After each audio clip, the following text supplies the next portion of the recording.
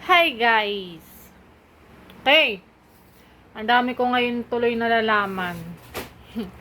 Sobra! Okay. Kung totoosin, hindi ako yung pinahirapan nyo, yung ibang tao yung pinahirapan nyo guys.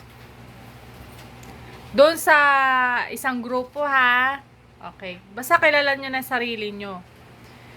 Yung iba pala, pag nagtatanong ibang tao sa inyo na hinahanap ako or what, hindi nyo pala sinasabi. Yung tipong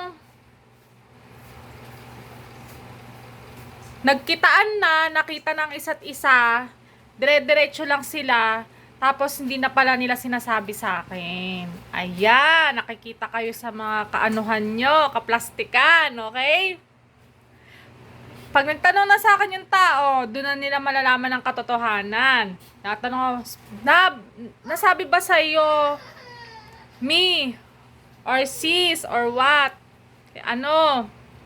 Kasi, tinanong kita dun sa, ang sagot lang nila sa akin, sige po, sabihan ko na lang po si Pres, or sige po, ay yung iba naman, ang sinasabi, hindi ako nakita, sa bandang hindi ako nakita.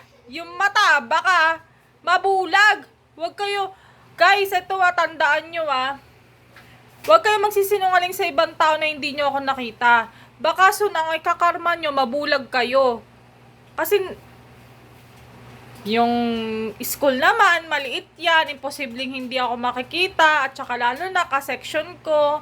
Diba guys? Ayan, nakikita tuloy kayo sa ka-tridoran nyo sa akin. Oh, yan na ha. At saka ito pa, yung ibang ka-section ko, ipinagkakalat pala ako sa ibang section. Okay? May nagsusumbong na sa akin. Ayan, bago mag end of the year, moving up ng anak. Ayan ha.